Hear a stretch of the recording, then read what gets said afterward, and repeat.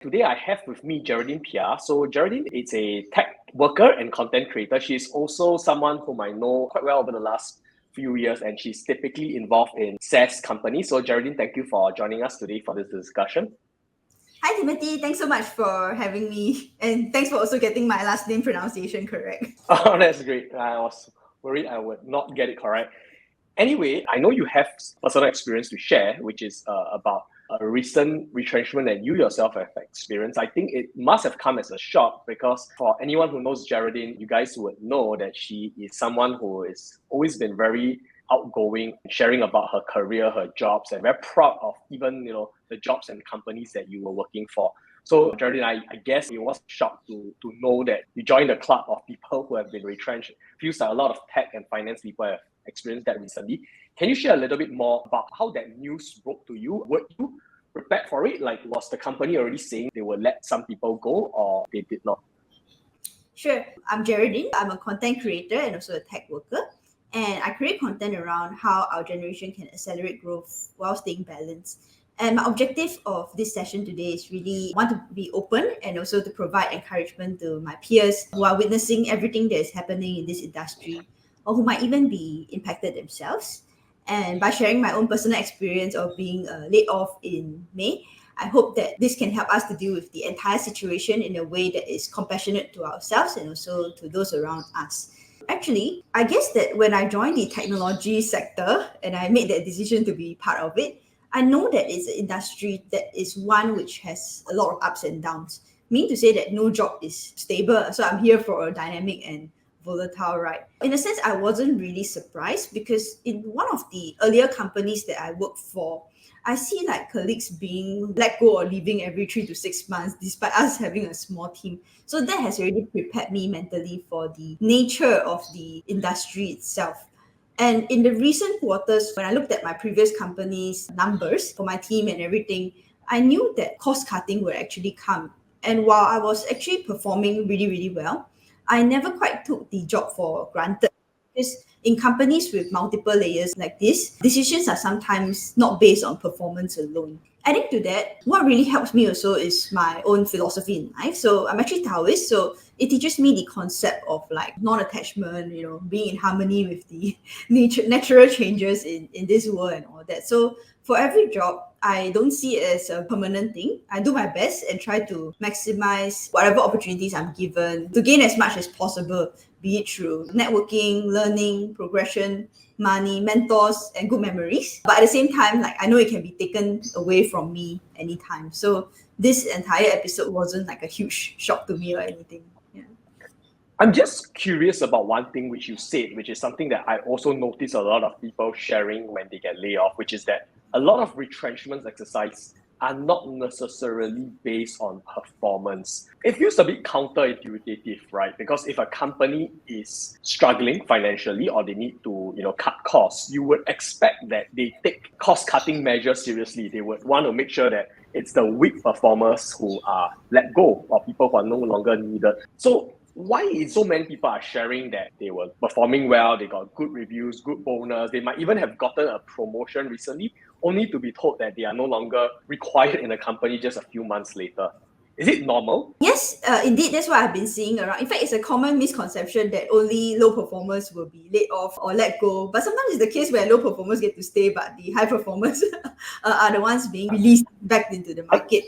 I guess the question people would have, why are companies making such decisions? Is there a reason they are not looking at performance when they are letting people go? I can't speak for any company because I'm not like a business owner myself, or neither do I run like a huge team or anything. Sometimes companies have multiple layers, right? And that's where politics can sometimes come into play when it comes to making a decision on who to let go and who to keep as well. One of the interesting things that I also have found out from just talking to people is that typically when a company were to lay off some group of people, it is not the end of the story, right? There could be more rounds of laying off. Sometimes after they lay off people, they start hiring again, right? Almost like within a couple of months. Any thoughts on that, like why that kind of things happen? Especially the rehiring. From my perspective, when I look at this, I guess sometimes it's due to decisions that are made from the perspective of like, let's do this now to save money. And then subsequently, we can think about like, when the circumstances change or we feel that, projections is going to be different, then they would rehire again.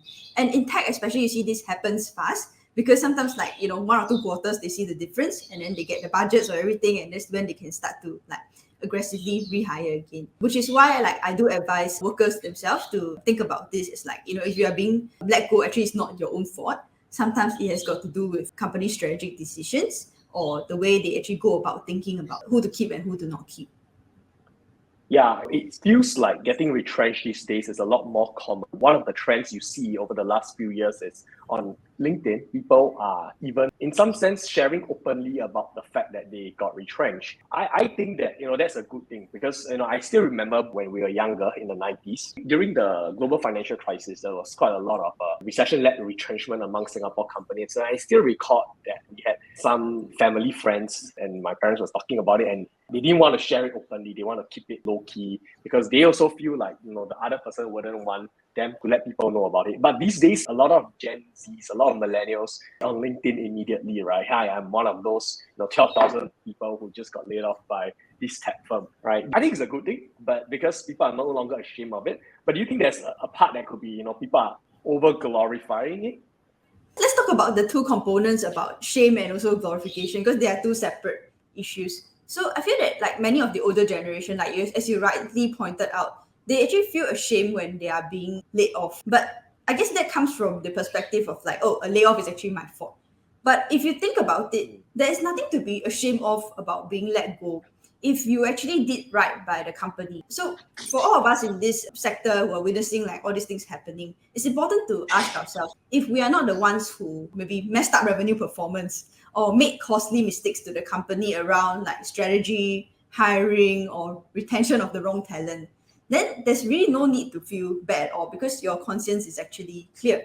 So in my case, hand on heart, I actually did more than like 100% for the company and exceeded the revenue numbers given to me that year. So even though I was let go, it's something that I'm very at peace with and I can sleep well at night. Taking a step back, right, and looking at life in general terms. In life and in work, when people do something that is unethical or selfish to you, it's a reflection of so many other things. It's the reflection of their like lack of integrity, their poor judgment, their poor leadership, and also level of competence they have. It's not really your reflection of your own worth as a person. So applying that concept to this series of layoffs that is happening in our sector, I feel that workers could potentially try to look at things this way because that is really more healthy rather than blaming themselves for a lot of things that they cannot control. Performance, right? You can be the best performer or anything, but you can still be laid off. So that's addressing your first part of the question about like shame. And now I'll talk about the second part, which is glorification. I wouldn't necessarily see it as a glorification per se. In fact, I'm quite aligned with you and I see that as a very positive thing. The good thing about young adults now is that we have social media. So when I see people posting like news about them being let go, there could be actually good outcomes from that. For example, they could reconnect with older colleagues. They could actually tap into their network to get support. So overall, it's a much more of a net gain versus like loss, right? Like Yes. the only thing you lose is probably your ego and your pride. But it could actually be a huge gain for you also. I think you're right because when I still remember in 2020, I think that was the first time we start seeing a lot of this layoff posts being shared openly by the person being laid off. I think one of the things that makes sense was that just putting the information out there. I still remember first impression I have was Airbnb actually. Some of the alumni of Airbnb, what they do is that they create an Excel sheet, right, where the people who were let go by Airbnb, they had their names and their roles put into the Excel sheet so that potential employers can also look into the sheet and to hire them based on the role that they previously was doing. I thought that time was very positive because everyone knew why Airbnb had to let people go, right? Because of the pandemic. So I thought it was very helpful. I think the other part, which I just want to say, is that a lot of big companies are now the ones doing the layoff. So back in the 90s, when in Singapore, what you see is that retrenchment typically happens on companies that are struggling financially. It's almost like if they don't let people go, they might just go under, soon. Whereas these days, you see companies like Google, Alphabet, Meta, very profitable companies also doing retrenchment, right? And that's a conversation as well that's interesting to know why they are doing so. But I think what I was alluding to is that because it is the big companies who are doing that, I guess to some extent their employees as well, because the companies may have already announced that they're going through a retrenchment exercise. And so when it affects the employee, then the employee themselves, they know that this is news that people were already aware of. And so they are just putting themselves out there with the possibility by being seen as, being positive even about a situation that is not so good. You don't want to talk bad about your employee as you let go, because that might be how you feel, but nobody would want to. It's just going to make it harder for you to get the next job. But everybody wants a positive person, even if the situation is negative.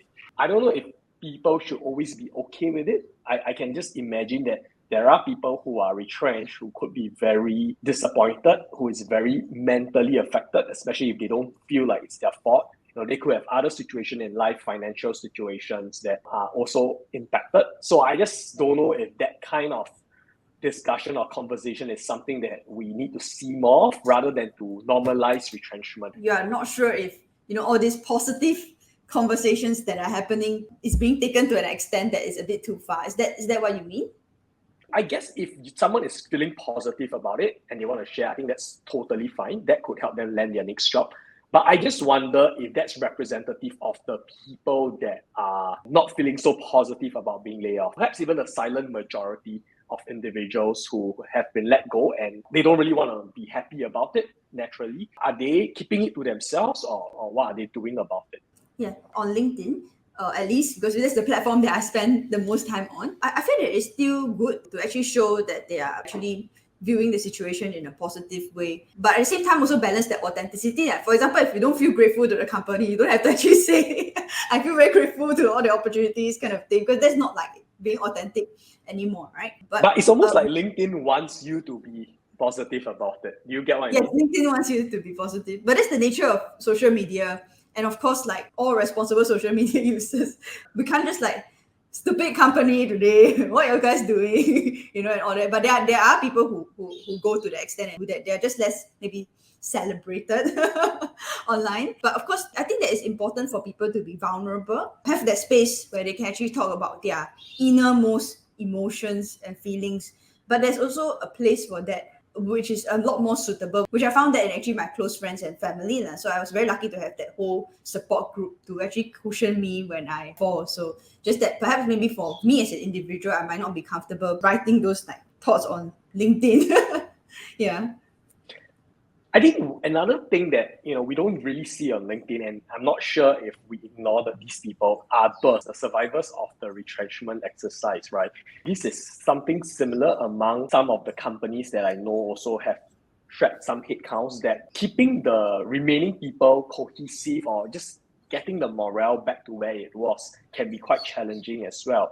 One of the things that I always say is that retrenchment is a very interesting topic as compared to the regular turnovers, right? So usually it's a situation of either you can be happy for your colleague, because he or she is going to a better place. We are sad to see him or her leave the company, especially if you have been lunch buddies with them for a couple of years. But if you know that they're going to a better company, you can be happy for them. Alternatively, some people are also let go because of very bad performance, or they're just destructive to the company. And I guess the colleagues that are left behind may also be a little bit relieved sometimes. But retrenchment is neither here nor there. It's neither like the guy is going to a better place or the guy, okay, thank goodness is no longer around, right? You could have a colleague that you've been working with for 1, 2, 3 years, lunch buddies, every day you have lunch together. And then suddenly one day the person is no longer around and you're left. And worse, you don't know whether there's a lot of uncertainty as well, right? Number one, you don't know if you yourself would still be here, 6 months from now if they do another round of retrenchment. You don't know if the company is ever going to hire a replacement, or is that person's job now going to be yours permanently? What are your thoughts about people who are left behind, or rather, they are the survivors of a retrenchment? First of all, I do agree with you that the survivors of retrenchment exercise, they don't have it easy as well, because definitely there will be a hit on their morale. Definitely they will be going through like a lot of uncertainty, and also always this fear, right? Am I next? Because it hasn't happened to me yet. I'm going to speak in general terms because everybody's circumstances is unique. But if I'm a remaining worker, I think one of the first questions I would actually ask myself is, am I in a sinking ship, right? Because if someone is truly serious about their career, they want to grow fast and to maximize their potential, they don't want to be on a boat that is actually sinking, because every minute spent on a sinking boat is a huge opportunity cost for growth, because other people are riding the waves of a successful company while you're actually swimming against the current. So asking yourself whether you are in a sinking ship is a good first question. And when I share this advice with many people, they would reply like, okay, so how do you know if you are in a sinking ship or not? So of course, revenue performance is a lagging indicator, is one of the key metrics to look at. But a key leading indicator to look for in a company that is declining is actually the quality of leadership, because ultimately the quality of leadership influences the quality of decisions that they make, and subsequently the quality of outcomes that we get in a company as well. So would encourage remaining survivors to actually observe and look at their leaders, like how do they actually make decisions? Do they hire, promote, and keep friends? Do they try to build like empires with multiple layers below them? Or do they actually let go of people who are truly value adding? Because all these decisions and actions will tell you that, maybe they are not acting in the best interest of the company, but maybe rather they are prioritizing their own personal agenda, ego, and also power. And if that's the case, being in that kind of environment will actually set you up for failure, because if hiring and firing is not based on merit, but more on like maybe personal biases, or like, a thought process that is not sound, you can work really hard and perform super well, but your job will never be safe, or you will never be rewarded for your actions. And if you do find yourself in a sinking boat, then it's good to make preparations as well. For example, seek out good leaders, learn from, be open to talking to recruiters, go for interviews, prepare your interview skills. And more importantly, let's say even if you're let go, the next 2 years, you're actually able to support yourself. Of course, having the good financial habits, like for example, any money you need the next 3 years should not be in some kind of like stock market or locked up somewhere where you cannot access it. Yeah. I think quality of leadership, it's one key topic for sure. It's very easy to say that the quality of leadership is bad when the company is struggling. I give you a case in point, like WeWork, right? So when WeWork was growing, becoming worth 30, 40, 50 billion, quality of leadership, at least at that point in time, wasn't openly questioned, right? In fact, if you question it, it might seem like you're not loyal to the company. But obviously, when things turn against the company, then you start seeing everyone coming out saying how bad leadership was. This has been happening for so many years.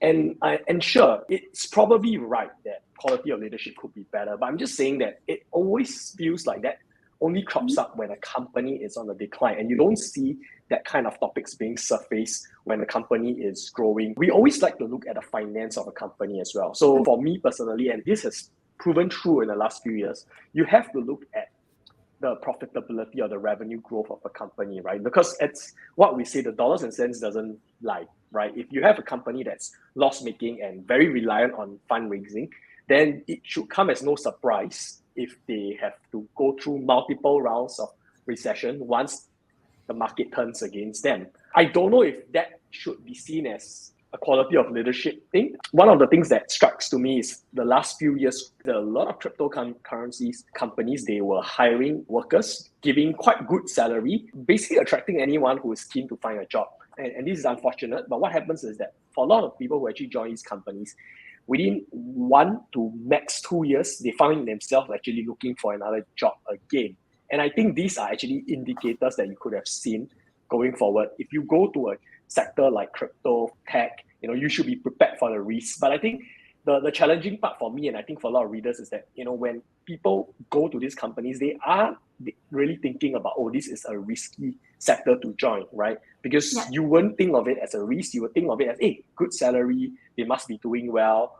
I better join while I still can. The other thing that I also feel is that loyalty to companies, it's a topic that have been on a lot of people's mind. Someone saying why you shouldn't be loyal to your company, or I worked there for 10 years and they just let me go, in one day. What I do think is that people should not think that they can join a company and that they will be there for the next 30 to 40 years. So how do you think workers should think about loyalty then? We don't want them to behave like mercenaries, just going for jobs anytime they get paid more. But at the same time, is it not in their benefit to go for higher pay, greater prospects when it comes their way? Correct. Let's talk about the loyalty part first, and then we talk about the prospects part. The question about company loyalty is a strange question, because I find that, when we work hard and we do our best to maximize whatever opportunities we're given, the person who benefits the most ultimately is not really the company, but actually ourselves. For example, in my own case, in my previous role, I spent a lot of effort trying to create a very good customer experience and also to expand my network internally, especially in the startup and venture capital space. And ultimately, I'm the biggest beneficiary of it, or not the company, because now I have so many referrals, so many contacts, and so many good friends right now. So doing things like, for example, going to event after work to network, it's not really doing it for the company. It's actually building connections for your own career and your own future. Doing things like, going the extra mile to develop new skills, it's not for the company. It's actually for yourself to actually improve your employability and your market rate also. Leadership screw-ups can actually happen and your job can be taken away from you. But at the end of the day, your reputation, your skills, your learnings, your network, they all actually belong to yourself also. So I would frame the question in a way of like company loyalty or not. I think regardless, when you're given opportunity, it's very important to do your best and maximize it, because the ultimate beneficiary of it should be yourself. I just have to say one thing here, right? Firstly, I want to say I agree with you. I absolutely agree with you. I think when we have a job and we learn in our job, we're doing it for ourselves. But I just can't help but feel that people who are watching or listening to this, they might just feel, hey, this is exactly what my employer wants me to think, that everything I do for them, whether I go for a sales event or like a event on Saturday, I'm doing it for myself. But in actual fact, a lot of people may not feel that way, right? They might feel like, hey, I'm actually doing this because the company needs me to do it. Is there a way to reconcile the two, or do we just have to say that it really depends on the individual and how they choose to see it? I have that challenge as well, when it comes to a simple thing like writers, for example, right? The writer writes for dollars and cents, right? That goes without saying. But during his or her course of work, because they're writing for dollars and cents, they get very exposed to the financial industries. For example, if they want to, the CEO of listed companies, they get to talk to management from big MNCs that would be keen to talk to them because, we might potentially cover them. We get to talk to a lot of fintech entrepreneurs who are starting out their business in Singapore, and that is their opportunity to learn. There is a lot of opportunity to meet new people, but then at the same time, sometimes people could really feel that it's just work that they have to do, right? Some people may even say that, I'm not keen to do this, but because you asked me to cover, I'll cover it. Is there a way we can reconcile the two, or can we just say that, hey, it just depends on the individual and how they want to perspective and how they want to view it? So what you're saying is basically like, some people may not agree with it, right? They will feel that, going to network is actually doing extra work. Unless you are sales-based, unless you're commission-based, which a lot of us are not. Most of us take a fixed salary. So whether we go for that evening, Thursday networking session or not, still going to get paid the same that month, right? I can see in certain sales role that it makes sense, right? Because for certain sales role, if you're commission-based, then hey, it's your responsibility. But what about those of us who are based on fixed salary? And it's just a topic that I can't wrap my head around. Definitely there will be people who disagree, and from this podcast alone, we cannot convince everyone to change their minds. But what I would encourage everyone is to take a long-term perspective on things. Let me just dive deeper into some of the points that I mentioned. Ultimately, when you do all these things, like after work events, attending conferences, and all that, it's actually improving yourself and benefiting yourself, not the organization alone. Let's talk about this scenario. Let's say, for example, you go to an after work event to help your company with like networking and all that. You might see it as a chore if you just think in the short term, like, oh man, my evening is wasted, right? You work until like 9 p.m. today because I need to be at this event. But if you think about it, what you're actually doing in the long term for yourself is actually increasing your surface area of luck, because you're actually meeting more people, and this could lead to so many opportunities, right? Like for example, maybe you meet someone, and a few years down the road, right, you might actually need their help. They might actually refer you to other opportunities because they had a very good impression of you during that time. So the results may not be immediate, like how it's like for a sales role where it's more short term, like we can have a pipeline, you can close a deal. But if you think about long-term benefits, there's a lot of long-term benefits as well when it comes to things like your reputation, your career opportunities for new roles. And it could even be a case whereby you start your own business next time and then this person invested as well. So getting to know more people definitely benefits you a lot more rather than harms you. And all these things belong to you. It doesn't go back to the company. You are right. I think I'll be more concerned actually as a worker if I'm working for a company that doesn't want to give me opportunities, that would not allow me to go for networking event, would not allow me to go out there to meet new people, would not allow me to go for training courses or courses that I want to go for. I think that's actually the company that I'll be more worried for, because the workers I'll be more worried, because that just means that the day will come when I'm no longer needed or no longer employed by the company, and I'm going to find it difficult to find another job. One advice I always share with people is that the best time to find a job is when you have a job, right? Not when you finally don't have a job and then you need to start finding it. Because one thing I would say is that, the networking events that we sometimes go for, we're only there because we have a job, right? So if we're unemployed, we won't even get the chance to be there. For those of you guys who are listening and you're thinking about it, just remember that you are doing it for yourself. A lot of times when we're doing it, because we are working in a company, we're actually doing it for ourselves. And sure, work is part of the reason why we're there, but it's also because we have a work. That's why we have a reason to be at some of these events in the first place. And I just want to also bring up one more thing. How likely would somebody be retrenched in Singapore in their, say, 30 years career? I was looking at some online stats. There is this website, I don't know if I'm pronouncing it correctly, Zipia, which is a US career website. And they actually did a study that says that about 40% of Americans, people in the US, would experience retrenchment at least once during their lifetime, right? I think this is a trend also that we're starting to see in Singapore, where not only older workers, but younger workers are starting to be retrenched as within the first few years of career. Is anyone even actually preparing us for this type of retrenchment? Because, when I first graduated around somewhere around the same time, the thought we had, I don't know if that's true. I think we are, because I had to go for 2 years. But the thought we had at millennials back then when we were in our 20s is that, hey, I'm not going to be like my dad. I'm not going to be like my mom. I'm going to have a few jobs minimally from now till I retire in the next 30 years, right? I'm not going to be a lifer at a company. So we always think that, we would have 2, 3, 4 jobs in the next 30 years or so. But no one really told us that it will not just be us who get to choose when to leave the company, right?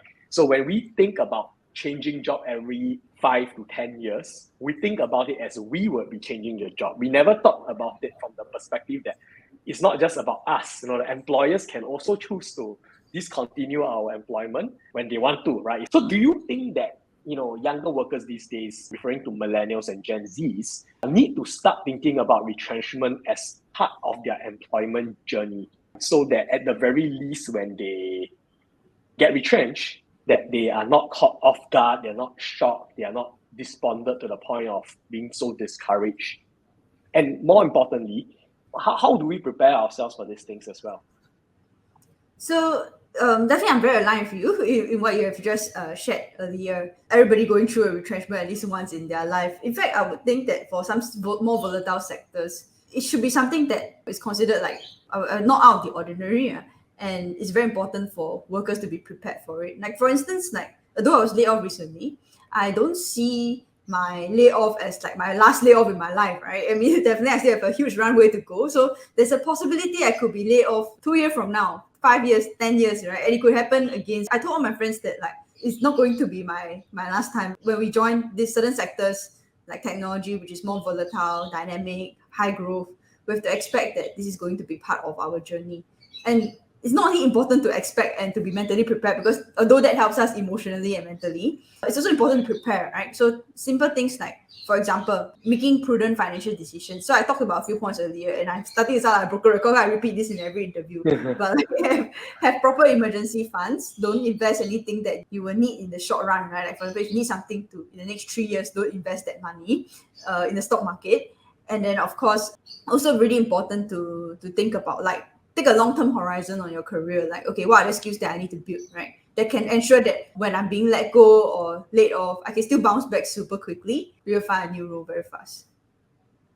Yeah, I just want to add on to that I feel like whether it's retrenchment or just unemployment for a short period of time, I think how we bounce back from adversity is just as important, if not more important, than avoiding them in the first place. So what I feel is, and it's not just on an individual level, right? For any companies as well who is successful today, and if you look at their journey, it's not about avoiding adversity, it's about overcoming adversity, because that's where you will get stronger, both as an individual as well as if you're working as a company.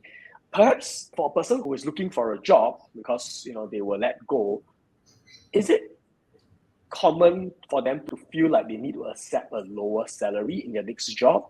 Or can they still feel confident that and say, hey, you know what, even though I'm laid off, I'm not going to take a pay cut. In fact, I might even want to get a higher pay now.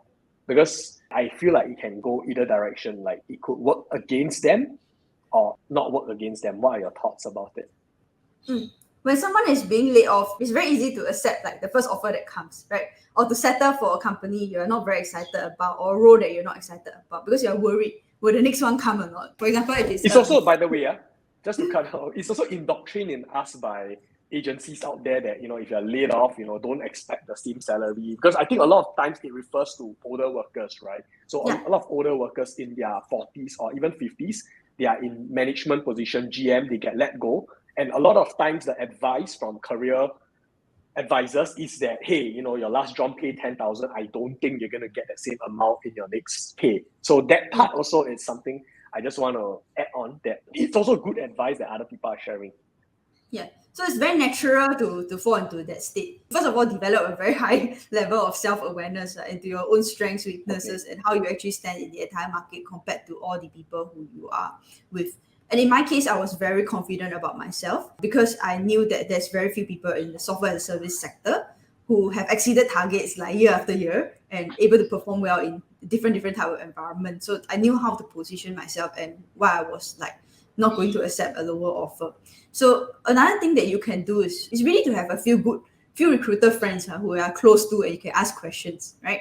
And really work on developing that relationship with them. So I'm sure that on LinkedIn, some of you will get messages from recruiters. It's good to actually meet them for coffee, build a relationship, because that relationship can work both ways. They benefit because you can refer candidates to them. At the same time, you also benefit because you can get like market data, right? Where you stand in terms of like entire spectrum of candidates they talk to, right? And how you can actually best position yourself for success. Secondly, it's also very important to be prepared and to come with research, data, right, to back you up. Because I think that sometimes when people enter, salary negotiations, they don't come from a perspective of being very well prepared. So some of the ways you can actually prepare yourself is really like look at like salary data. So for example, My Careers Future does have some good salary data available. You can also get salary data from talking to recruiters who reach out to you on your inbox, to ask them like, hey, what's the budget or range offer for this role and all that. And if your company has a New York office, sometimes they would also put the band in job board, so you can actually use that as a reference point.